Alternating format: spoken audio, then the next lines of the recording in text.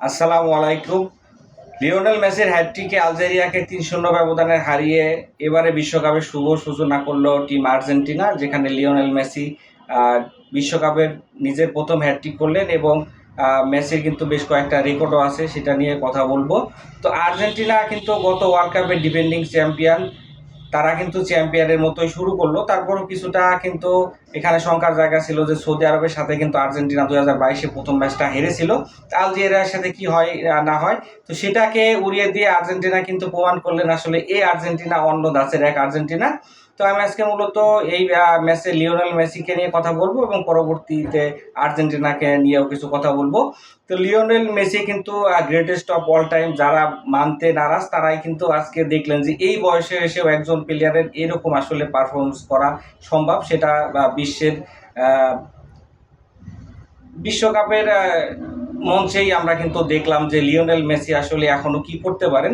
অনেকে সমালোচনা হচ্ছিল বিশ্বকাপের আগে যে মেসি তার সেরা ছন্দে নেই, বয়স হয়ে গেছে, আগের মতো দৌড়াতে পারেন না, 90 মিনিট খেলতে পারবেন কিনা, ফিটনেস ওই লেভেলে নাই। এই কথাগুলো যেমন বাস্তব, তার সাথে আমি বলবো যে লিওনেল মেসি আসলে এমন একজন ক্যারেক্টার, তিনি মাঠে থাকলে যে ইম্প্যাক্টটা তৈরি হয় বিশ্বের অন্য কোনো ফুটবলার কিন্তু এরকম ইম্প্যাক্ট তৈরি করতে পারবেন না। কারণ লিওনেল মেসি থাকা মানেই কিন্তু অপোনেন্টের জন্য বিশাল একটা থ্রেট। লিওনেল মেসি যদি গোল নাও করতে পারেন, মাঠে থাকায় কিন্তু বিশাল একটা ভরসা পায় আর্জেন্টিনা, যেটা কিন্তু আমি এমবাপ্পে, রোনালদো, লামিন ইয়ামাল সবাইকে শ্রদ্ধা রেখেই বলতেছি যে লিওনেল মেসির মতো ইম্প্যাক্ট কিন্তু তারা ফেলতে পারেন না অ্যাজ এ ফুটবলার হিসাবে। লিওনেল মেসি আসলে তিনি প্রমাণ করলেন যে গত বিশ্বকাপ জিতে তিনি তার ক্যারিয়ারে সব কিছু অর্জন করেছেন, কিন্তু একজন প্রফেশনাল প্লেয়ার হিসেবে যখন খেলতে নামবেন তখন কিন্তু তিনি তার সেরাটা দিয়ে খেলবেন, এক চুলো ছাড় দেবেন না। লিওনেল মেসির ক্যারিয়ারে কিন্তু সব কিছু অর্জন করলেও হয়তো বা তার একটা আশা ছিল যে বিশ্বকাপে একটা হ্যাটট্রিক করবেন, সেই 16 কলা যেন আজকে পূর্ণ হলো। লিওনেল মেসি কিন্তু এখানে 17, 60 এবং 70 মিনিটে 3টা গোল করে হ্যাটট্রিক করেন। যদিও 4টা গোল হয়ে যেতে পারতো, কারণ প্রথম 5 মিনিটের মাথায় কিন্তু লিওনেল মেসি একটা গোল করেন, যেটা অফসাইডের কারণে বাতিল হয়।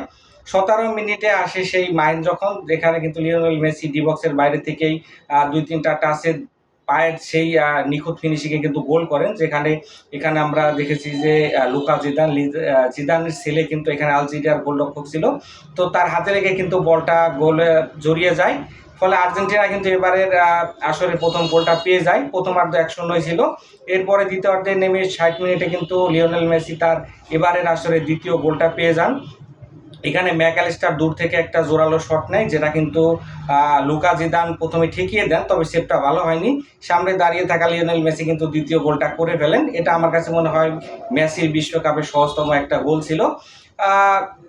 76 মিনিটে হ্যাটট্রিকের আগেই কিন্তু মেসি হ্যাটট্রিকটা করতে পারতেন।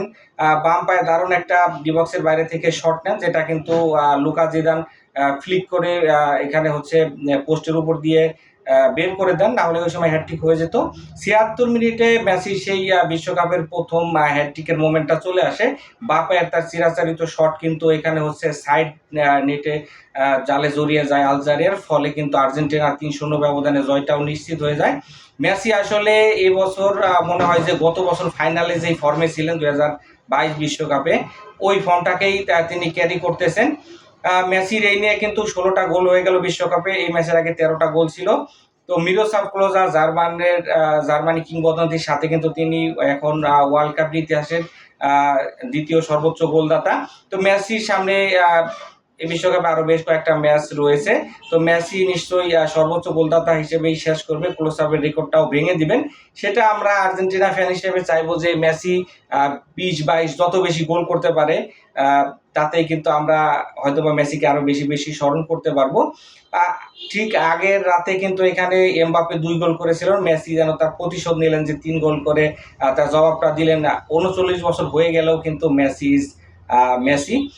তো মেসি উঠে যাওয়ার পর আর্জেন্টিনার কিন্তু আমরা ভিন্ন রূপ দেখেছি। মেসি যতক্ষণ খেলতেছিল অ্যাটাকের পরে অ্যাটাক করতেছিল আর্জেন্টিনা, কিন্তু এখানে মেসিকে স্কালানে উঠিয়ে নিয়ে যাওয়ার পর কিন্তু আর্জেন্টিনার খেলায় ওইরকম আমরা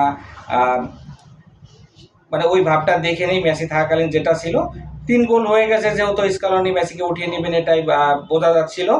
আর্জেন্টিনার আজকের ম্যাচে যদি আরো কয়েকটা পয়েন্টের কথা বলি, আর্জেন্টিনার কিন্তু ডিফেন্স লাইনে দুর্বলতা দেখেছি। আলজেরিয়া কিন্তু কয়েকবার ডিফেন্স সেট করে বা এখানে গোলমুখে শট নিচ্ছিল।